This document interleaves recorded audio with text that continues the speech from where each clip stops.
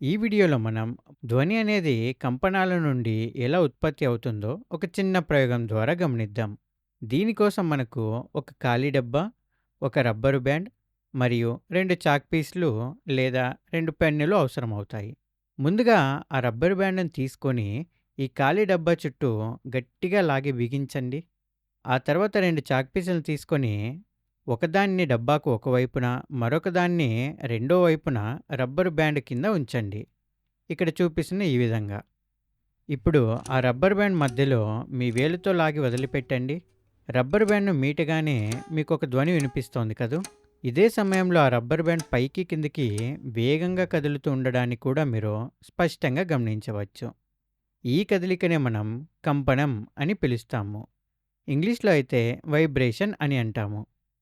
కాసేపటి తర్వాత ఆ రబ్బర్ బ్యాండ్ కంపించడం ఆగిపోయినప్పుడు మనకి ఎలాంటి ధ్వని వినిపించదు. అంటే కంపనాలు ధ్వనిని ఉత్పత్తి చేస్తాయని ఈ ప్రయోగం ద్వారా మనకు అర్థమవుతుంది. మనం రోజు వినే చాలా సంగీత వాయిద్యాల్లో కూడా ఈ ధ్వని ఇలాగే ఉత్పత్తి అవుతుంది. వాటిలో ఏదో ఒక భాగం తప్పనిసరిగా కంపిస్తూ ఉంటుంది. ఇప్పుడు మనం కొన్ని సంగీత వాయిద్యాలు ఏ విధంగా ధ్వనిని ఉత్పత్తి చేస్తాయో, వాటిలో ఏ భాగం కంపిస్తుందో వివరంగా తెలుసుకుందాం. మొదటిగా సితార్ వాయిద్యాన్ని తీసుకుందాం. సితార్‌లో ధ్వని ఎలా వస్తుంది?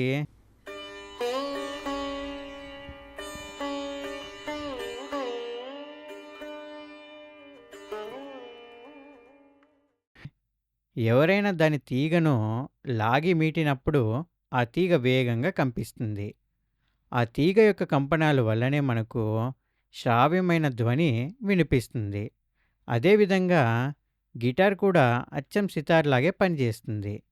గిటార్‌లో కూడా మీరు తీగను లాగి మీటినప్పుడు అందులోని తీగల కంపనాల ఆధారంగానే శబ్దం ఉత్పత్తి అవుతుంది. సరే, ఇప్పుడు మనందరికీ బాగా తెలిసిన తబలా గురించి ఆలోచిద్దాం. తబలాలో తీగలు ఉండవు కదా! మరి తబలాలో ఏ భాగం కంపిస్తుంది?